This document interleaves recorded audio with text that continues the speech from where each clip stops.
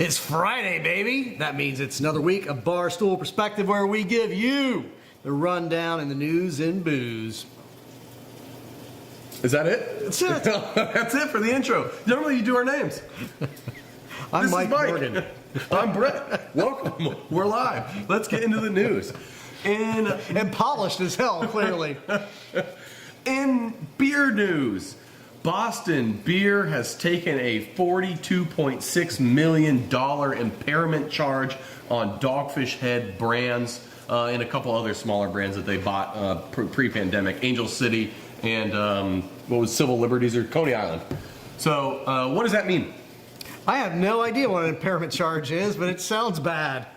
Yeah, it basically is saying that they paid a lot of money for this brand. The brand hasn't been growing, and it's actually impairing the business. And that difference in value, they're basically writing it off. So they're depreciating the asset that is the Dogfish Head brand in order to make their taxes better at the end of the year. That acquisition was huge. $300 million plus stock. And I thought the idea of it was that, you know, that portfolio kept Boston Beer in the market of doing really good, proven, good selling craft beer. What happened? Yeah, how I saw that was exactly that. Plus, it almost seemed like Jim Koch was trying to groom a successor. Right. In Sam Calagione, the founder of Dogfish Head. Yes. Well-known. It was not nearly as creepy as you made it sound. I was just going to say he's a well-known pretty boy, so I was going to lean into that. Yeah, so Dogfish Head, you know, their big innovation since being purchased has been RTDs, ready-to-drink cocktails, vodka, you know, crushes and things like that. That seems to defeat the purpose of acquiring a respected craft beer brand. Yeah, it's like they took the value that Dogfish Head built with their innovation and bold flavors, and they tried to bring that over into the RTD world, and it just hasn't been working. And on the innovation front, I mean, Dogfish Head gave us 120-minute IPA, the continuously hopped 60-minute IPA, worldwide stout. They brought back the ancient ales. I mean, yeah. They've done some weird, like, different wood-aged cask stuff. They've done some crazy stuff. Yeah, and those 60, 90, and 120-minute IPAs were really big sellers. Yeah, and they still are. But, like, what happened to all that innovation on the beer front? Like, I haven't seen it, and I hardly even see Dogfish Head at all anymore anyway. So I think that adds to it, too, is I think that they brought them in to help them out with the beer side, and they're not helping out with the beer side. And then from Dogfish Head's point of view, they had to switch distributorships from everything that they had built across the country with their distributors over to Sam Adams distributors. And now I'm sure some markets overlapped. But for those markets that didn't overlap, that basically means you're pulling all your beer out of your distributor, all the beer comes off the shelves where you already sold into, and you switch into this new distributor. Is there a reason you would have to do that as opposed to, you know, looking at distribution over a 2-3 year period of time and identifying overlap and where Sam has bigger reach, where Dogfish Head has bigger reach? You know, is there a reason they had to make that switch? Oftentimes they're doing it in order to save money on logistics. And I don't know how the two businesses came together. They say they merged rather than it being a buyout. Right. And if they merged and became the same business, well, then by law, you're in contracts with these distributors, so you have to stay with those distributors. So if Dogfish Had ceased to so they had to choose one or the other. Basically, perhaps. and it sounded like they chose Sam Adams because, of course, they did. They sell more beer. Yeah. They did at the time. So because they called it a merger rather than an acquisition. Mm-hmm. Cook is definitely the daddy in that relationship. Big time. Absolutely. It was a merger only as a way to save face for both parties rather than saying Dogfish Head's going out, or Sam Adams is going out there buying up all these little breweries. And they're huge. They were huge at the time anyway.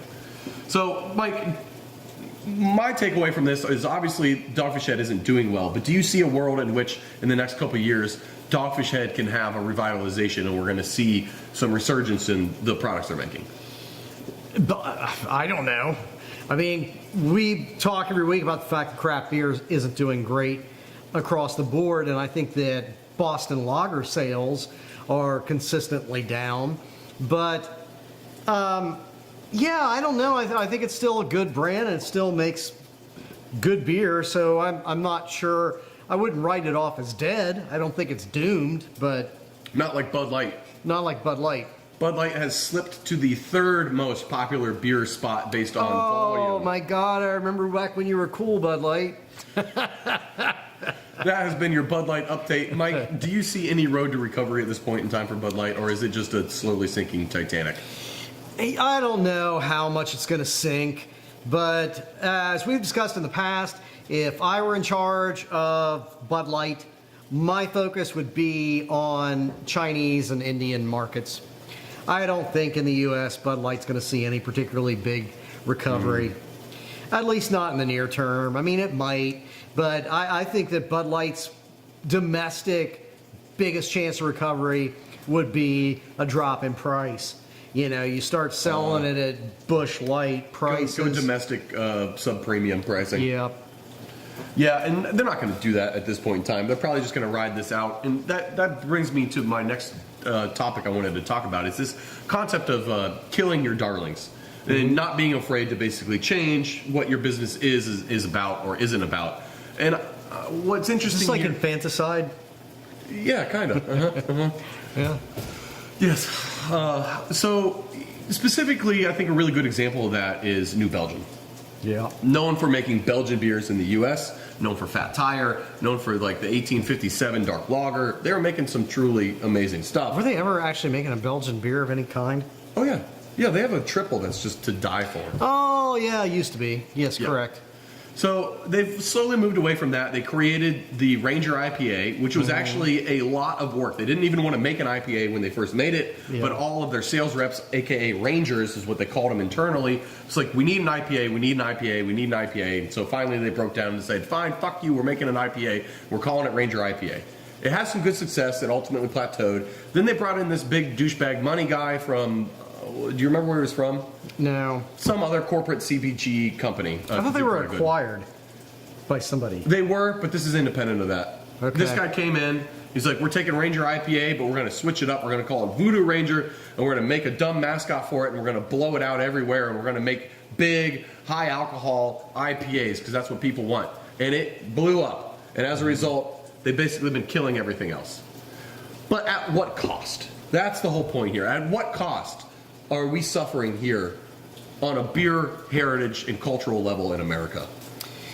Deep down in your little Belgian soul.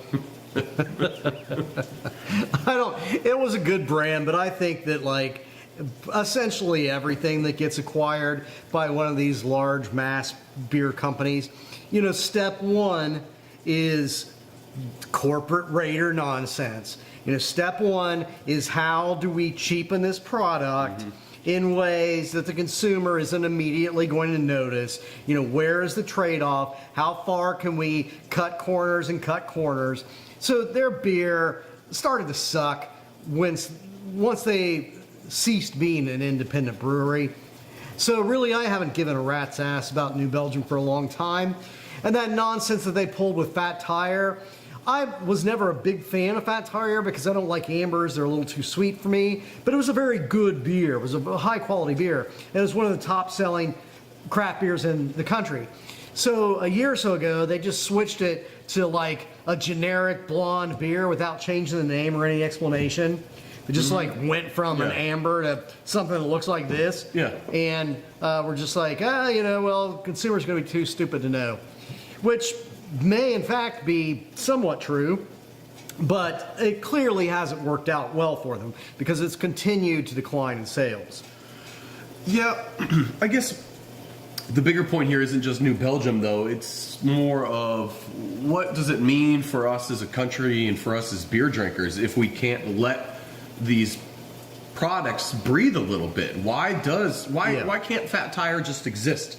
Why does it always have to grow or die? Why can't it just be there? And sales cycles kind of breathe in and breathe out. Why is it when we're breathing out, we just have to kill it? Like Cantillon's been around for 300 years, and it was on its last legs before the American craft beer revolution happened, and then everyone realized, like, oh my God, there's this amazing history of beer, and now it's selling like hotcakes again, and they can't make enough. So, like, why can't we go through? Why can't we just let things be? And probably the most famous example of that and the best basis for your argument or justification for it is Budweiser. Right before Bud Light came out in the 80s, there was a serious contingent within Anheuser-Busch that said Budweiser sales have plateaued. We're not seeing any more growth with Budweiser, so we need to kill it. You know, we need to lean into these fancy new beers like Michelob, which you can't even buy anymore. An ice beer or something. Well, did they do Bud Clear or was that Miller Clear? I think they both might have done it. Miller definitely did a clear. Yes. It was, So, Budweiser is doing fantastic. It's one of the top selling beers in the United States again. And they saw major growth with Budweiser and Anheuser-Busch. That was really all about marketing. But there are different things that are going to drive those markets. There are different things that are going to increase those sales and create ebb and flow. And if you're not giving a solid product that time, I think it's a mistake. And I think that you do lose something as a company. Now, if the product is hemorrhaging money, if it's sitting on shelves for 6 months, then you got to kill it. But if you're killing it because the sales are down a little bit, it's doing fine, and it's still a decent part of your portfolio, I think it's short-sighted nonsense. Well, and there's a lot of that's driven by corporate America, too.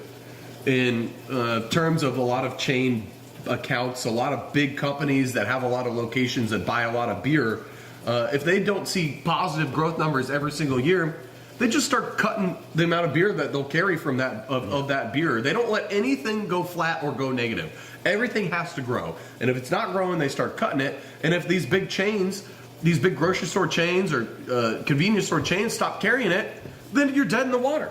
Because you're over leveraged or you have to make a certain amount for it to make sense for your business. So the fact that they have all this power too is a whole other reason of shit in capitalism that doesn't let things just breathe and exist. Right. And they make stupid decisions. They make short-sighted decisions. I mean, we have talked about Kroger really leaning heavily into Athletic, the NA beer, because they have seen something like 74% growth a year to date recently. Yeah. But okay, fine. That means they went from selling like 5 cases to 8 cases. It's still a drop in the bucket. It's still a tiny little brand. But the people at Kroger are short-sighted enough to say, "Oh my God, 74% growth. That seems to be unlimited. Let's kick out beer that's doing fine, but may have plateaued for the moment to create more shelf space for a product that has a finite limit." Well, speaking of shelf space, that's a great segue into the next topic. I'm sure at this point in time, all of us have probably at least seen one example, whether it's working or not, of those electronic cooler doors. The ones where they took a perfectly usable glass screen or glass door that doesn't need a screen for you to be able to see through it, and they turn them into TV screens, and they put ads on them. So this concept is set to grow a lot in the next 5 years. By 2030, you're going to see in basically any large corporation, they're going to have these. And the reason being is obviously money. But these corporations are lamenting the fact that people under the age of 45, they don't know how to reach them with nonstop advertisements. They're not on traditional television and cable and these radio. They're not on these normal routes of getting blasted constantly by ads. So these grocery stores are thinking, well, I can pull potentially 15% or more of a marketing budget out of my suppliers by forcing them to put ads on our cooler, or we just won't show it, and you as a consumer won't be able to see it because the stupid TV screen won't let you see what's behind the damn door in the cooler. Which is really going to manipulate what you buy, which is going to create winners and losers. That really then starts to become pay to play for whatever's behind that screen. Yes. Which is going to be larger consolidation of essentially every type of product behind one of those screens. And I'm sure you've seen one of those screens before at this point? I haven't seen one. Oh, you haven't? No, I have not. Oh, man. You're going to have to give us an update when you do see your first one, because they are infuriating. They are horrible. They are horrible because you fill them from behind the screen, so you can't see what is actually on the screen. So the amount of times I've opened one and it's been the shit that's not even on the screen behind it, it doesn't match. It doesn't even match sometimes. Like you're trying to buy ice cream and it's frozen broccoli. Yeah, or like I want a Gatorade and all of a sudden it's all nothing but Coca-Cola behind here. Oh, fantastic. And there was no explanation, but I read that Kroger specifically is looking at these somehow in their long-range plan and their marketing in conjunction with their increases in self-checkout. So, I mean, when you combine all of it, it's just, how can we make the experience of spending money at our stores increasingly more miserable? How can we maximally cut customer service and fleece you every second you spend engaging with us as a company? Yeah, that is the end result. But it doesn't, that's not the objectives from the get-go. But the goal leads to those outcomes. And the goal is that we are the product and the VC company is extracting all value out of us as possible. And by VC company, I basically mean corporate America. Yeah. So we are just basically being sucked dry at every possible instance. And as a result, the experience of even shopping and spending money becomes more and more less fun. Yeah, which at some point, they're going to realize that there is a level of greed that isn't good for you. Even if all you care about is profit margins, and it is all they care about, there is a point where people just buy less stuff because it's unpleasant. If you can't afford to buy an iPhone and you run your customer base, as in Americans, out of the ability to even afford an iPhone, you're going to eventually go out of business. Right. Like paying people Take a while, but that's what I don't get. It's like every single company should be all about raising minimum wage and supporting unions, because the more that people can afford your own product, the more they're going to spend. It's like Ford was a big piece of shit Nazi asshole, but he understood the concept of I need to pay my people well enough that they can afford to buy the product they're making. That's where we're at. Ford was a literal Nazi. And in comparison to modern corporate America, he was a great guy. You heard it here, folks. Clip that out. Save it for when Mike runs for politics. I'm not saying he's a good guy. I'm just saying compared to Elon Musk. Well, they're both Nazis. Beer and rich buttholes. We have another story about it. Tom Holland has released a product called Beero that is a 0% alcohol beer. And here's the kicker. It's expensive as all hell. $16 for a six-pack. For an NA six-pack of beer. But Mike, very uninspired. Here's first of all, Spider-Man, and he's cute. Who the hell is Tom Holland? He was Spider-Man. He's cute. Yeah, he's an actor. Right. I don't know. I mean, how do you know who Tom Holland is? I have no idea who Tom Holland is. I don't watch superhero movies. Our producer Dan is shaking his head in disbelief right now. Just can't even believe it. Anyway, continue with. So he's just some douchebag actor that played he's in a superhero movie somewhere. He's young and cool right now. He's in the zeitgeist. It's fine. Fantastic. Why does that justify $16 for a non-alcoholic? That's what I don't understand. $16 for a six-pack. That's crazy. That's bar prices. Who's going to do that? I mean, it's not even like we have covered conservative dad multiple times because that dick is just the gift that keeps giving. And, he sells that stupid right-wing beer theoretically, although he has problems actually making it. He just rips people off because he doesn't even send them the beer when they pay $16 for it. But I understand that there's a segment of the market that will pay $16 for a beer because the can has Trump on it. Who the fuck is buying Tom Holland NA beer? Like, what's the market for that? Gen Z, obviously. God. It's Gen Z. Who else could it be? Please don't cause me to lose any more faith in you as a generation. Tom Holland, by the way, was the star in The Devil All the Time movie. Oh, yeah. Yeah, Devil All the Time is a great book. And Tom Holland's Yeah, I a like great, the he's movie, a great actually. actor. He's a great actor. I'm not going to buy that. I don't want to buy an NA product normally anyway. Just give me a soda or tea or something at that point in time.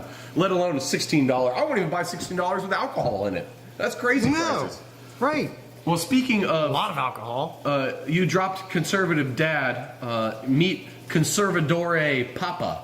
And that is the conservative dad's new alter ego because he just launched a tequila called Border Wall, and he spelled tequila tequila. Teekeeelaaa. I see. I get it.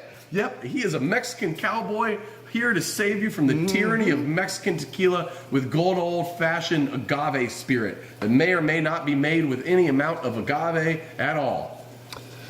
I think this is exactly what we needed.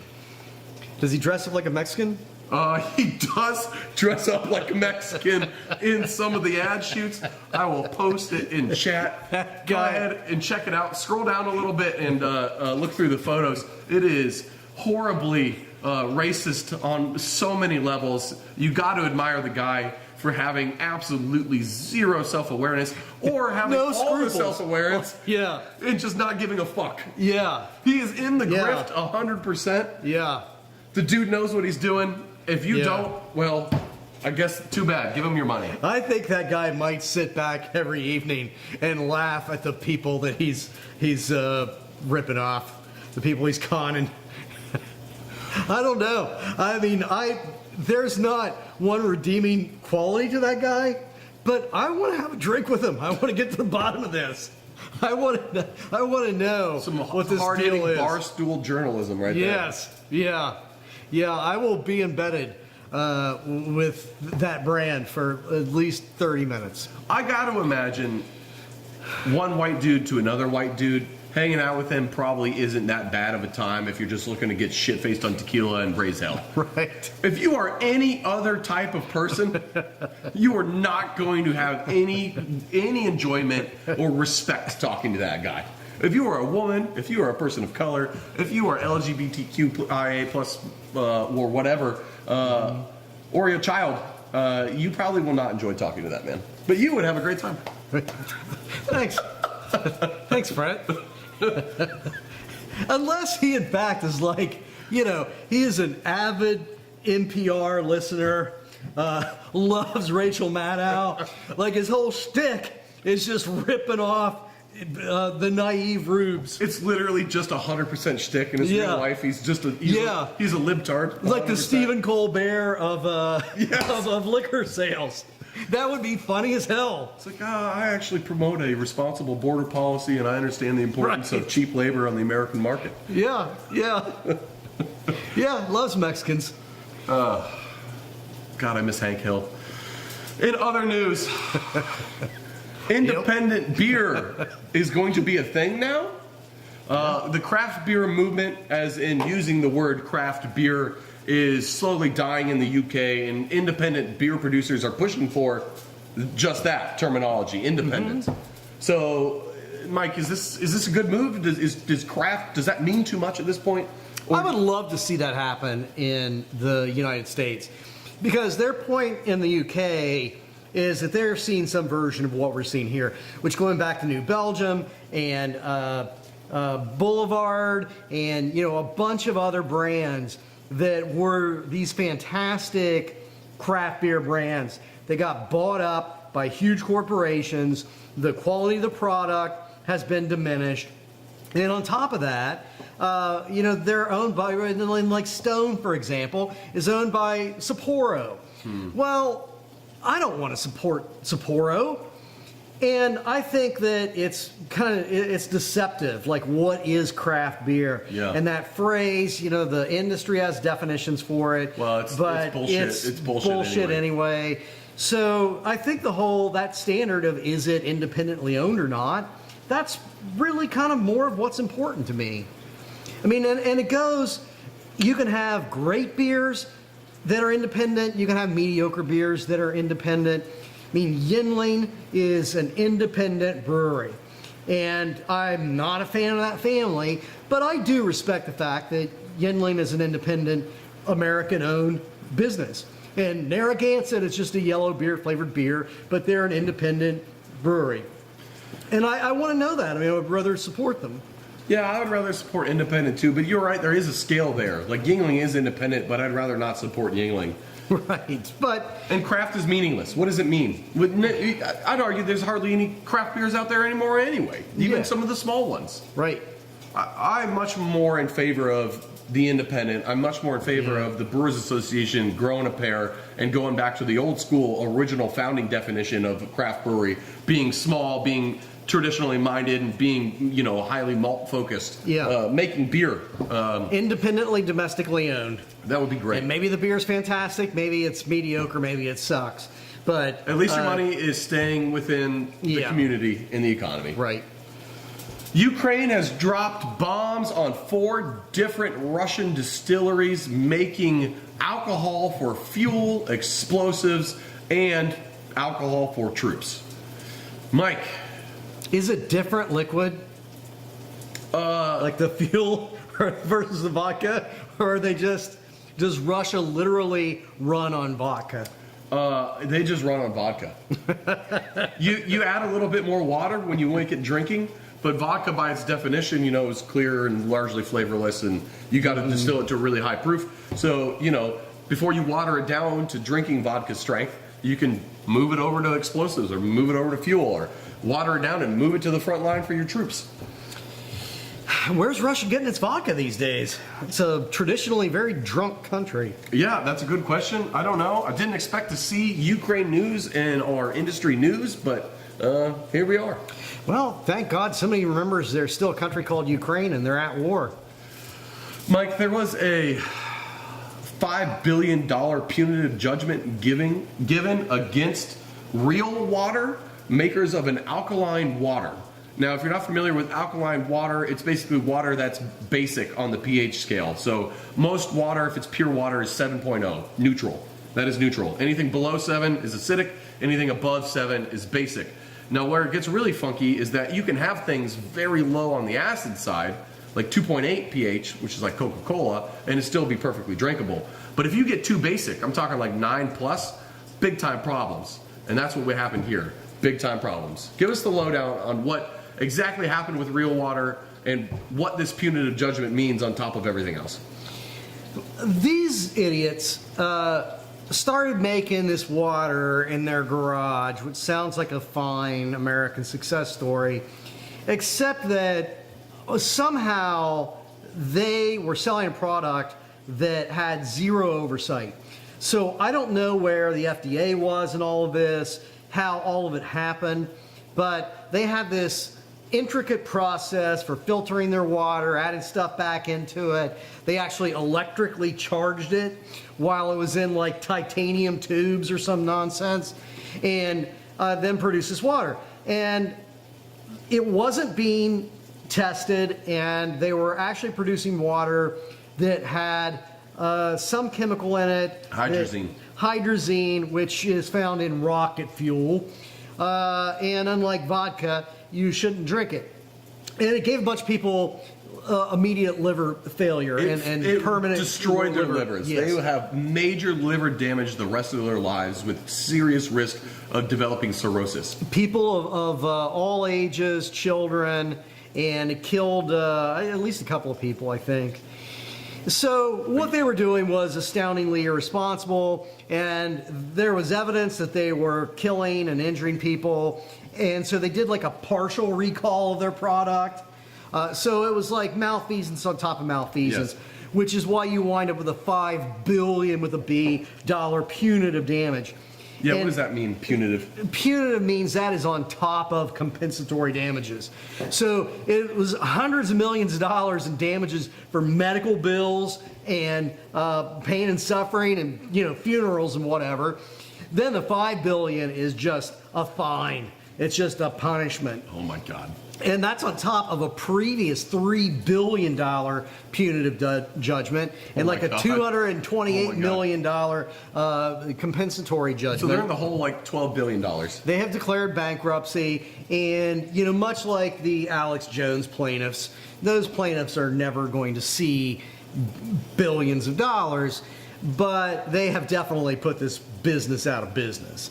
And rightfully so, because what they were doing was just astoundingly irresponsible. Well, what I think is a really interesting twist on this, and just shows you how effed up insurance companies are, the insurance company behind Real Water had a settlement offer for $6.9 million, and they said, no, let's take this to trial. And now they're $12 billion in the hole. How'd that work out, baby?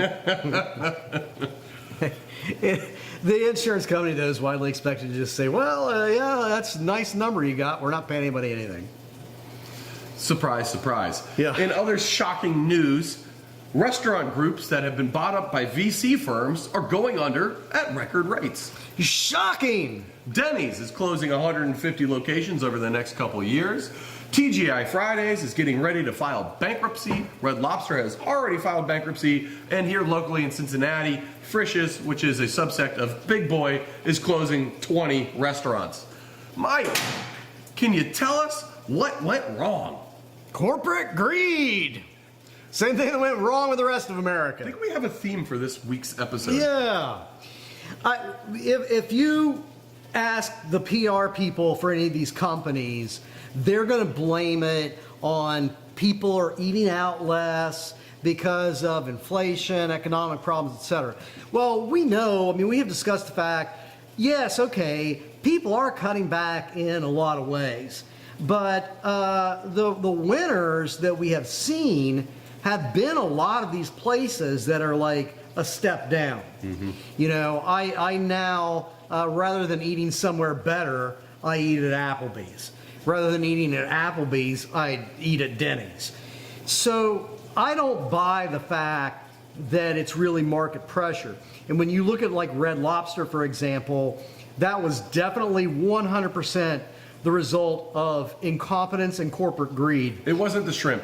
It wasn't the shrimp. People were still, Red Lobster was doing great business. But you had corporate greed heads that came in and over leveraged it and stripped every bit of equity out of it and found every single possible way to cut corners. And then it was just over leveraged. A company like Frisch's, I think, is a little bit different because I don't know that the quality at Red Lobster actually ever went down. I don't know. I haven't been to Red Lobster in 15 years. By all accounts, the Cheddar Bay biscuits still taste delicious. Yeah. Frisch's, by contrast, also was never gourmet, but it was solid for what it was. And then you had corporate greed heads that came in, bought it up, cut every possible corner so that when you went to a Frisch's, what you got was a sub McDonald's meal, maybe even with the E. coli, like a sub McDonald's meal that was 3 or 4 times slower at a higher price. Yes, it was gut-punchingly terrible. So there was no reason for anybody to go there because they just kept squeezing every little ounce of profit out of it until they destroyed it, which is what that level and that particular type of retail greed eventually does. Yeah, it's a shame, and none of it is, just don't buy the narratives that they're selling, is the whole point here. Right. It is corporate greed through and through. It is like, especially with like this Frisch's stuff, it's these VC companies coming in, and it's them splitting the company into two. Yeah. One is the restaurant group, one is the landlord group. Mm-hmm. And the landlord group has all the value because that's where all the equity is in the buildings. So Yeah. they jack the rent to suck every last dollar out of these Frisch's places, forcing that the restaurant owners had to do whatever they could to cut corners Right. to try to make rent, and ultimately driving all of them out of the business. It was all by design. So don't let them tell you this narrative that the shrimp put us out of business. That's bullshit. They put themselves out of business Yeah. with their corporate greed. Yeah, and they came in, and I'm sure all those guys did fine. The guy that spent the last 20 years rising to regional manager of a Frisch's, that guy's screwed. Yes. But the billionaire that was sucking all the money out of it is Yeah, he's walked fine. away smelling like a rose. All right, we're running a little long, and we got 2 more segments. We got one weed story, which I'm going to kick over to Mike to give us, and then we have our From the Can beer review. So, Mike, what's this update around cannabis? Well, weed, as you know, is very popular. But what's interesting is there's a story this week about how, really kind of looking at how rapidly America's attitudes towards weed legalization has changed, it's very fast for a national change in attitude over something like drug legalization. 10 years ago, it was don't touch the stuff. You're going to jail forever. Right. And somewhere in the late 2000s, you started to see a majority of Democratic voting Americans supporting marijuana legalization. By 2017, you saw a majority of Republican voting Americans supporting legalization of weed. So for that kind of a sea change, to go from, it was 30% of America in the 2000s that supported legalization, it's now in excess of 70%. And people are kind of shocked by that, but actually I don't think that you should be, because it really parallels what happened with Prohibition. It was the same thing. When we decided, oh my God, this alcohol prohibition isn't working right, and it's not giving us the results that we want, and we're killing people as a result, there was a very, very rapid change. Roosevelt got elected in part on, I'm going to legalize booze again. He got this huge majority of Congress elected, Democrats elected, on the platform that we're going to legalize booze again. And they brought back 3.2% beer almost immediately, that spring after they got elected. And they pushed the 21st Amendment that repealed the 18th through Congress so quickly that by December of that same year, they had passed the only constitutional amendment to reverse the constitutional amendment, which is a very long, arduous process. So if we can take anything from history and apply it to today, it's that this basically isn't going to stop. The train has left the station. Weed legalization is coming on the national level. It's just a matter of when. Yeah, and I think that weed legalization is going to prove to be like 3.2% beer. That it's kind of dipping your toe into a more rational drug policy. And states are trying different things with different levels of success or failure or problems. But I think that we are feeling our way into a rational drug policy and away from... We'll get there. I mean, drug prohibition has been far less effective than alcohol prohibition was. The war on drugs was a terrible war. We lost the war to drugs. We've been losing it for decades. Yeah. Yes. A couple quick points on NA stuff to go backwards. Julia said that 19.2 ounce NA beer cans are coming soon. If there's one thing we need more of, it's more NA alcohol at a single time. Yeah, I mean, those beers have gotten a lot better, but my God, by the time you get down to the bottom of a 19 ounce... Also, 19.2s are for people who get done with work, go to the gas station, buy a 10% 19.2 and drink it on the way home so they have a good buzz going by the time they get home. What's the point of an NA 19.2? Right. Not that you're advocating that. I don't do road sodas. Longer Than Life also said that the Heineken NA is probably smelling blood in the water, and they've raised their prices from $6 a 12-pack for NA to $18, which is just astronomical. Oh my God. Yeah, so, yeah. Another reason why I personally don't like the NA stuff, I'll just drink juice or soda. You know what? Buy the non-alkaline water. Yeah, okay. Let's get to this from the can beer review. What do we got? Oh yeah, great. We got a special treat this week. Our producer Dan was just laughing his fucking ass off. Oh, is that what you're going to call it? Yeah. Yeah, it's beer. So. Oh, Dan, you're a dick. From the can beer review. If you're not familiar with this little series that we've been adding at the end of our episodes, we basically are treating these beer reviews like if you're at a party, you go to the cooler, you reach in, you just pull out the first can you get, you open that bad boy up and you drink it straight from the can. What do you think? So, from the can beer review. New Belgium's Voodoo Ranger Fruit Force.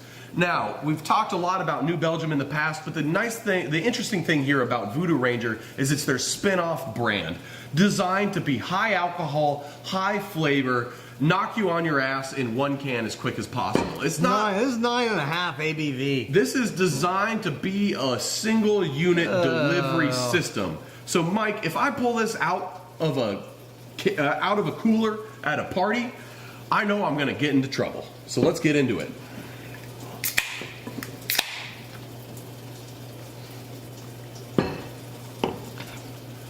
Mike. Oh my God! Ooh! Ooh!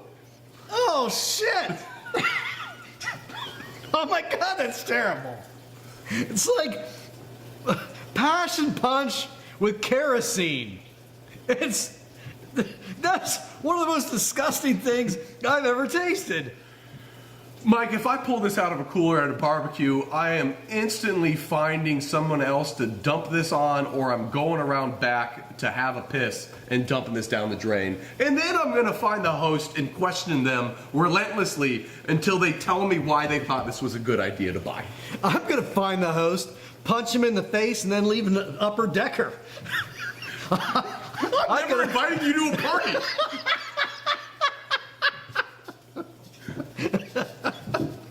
0 out of 10. This beer sucks. Ew. Yeah. God. See y'all next week. Love you. We'll be early.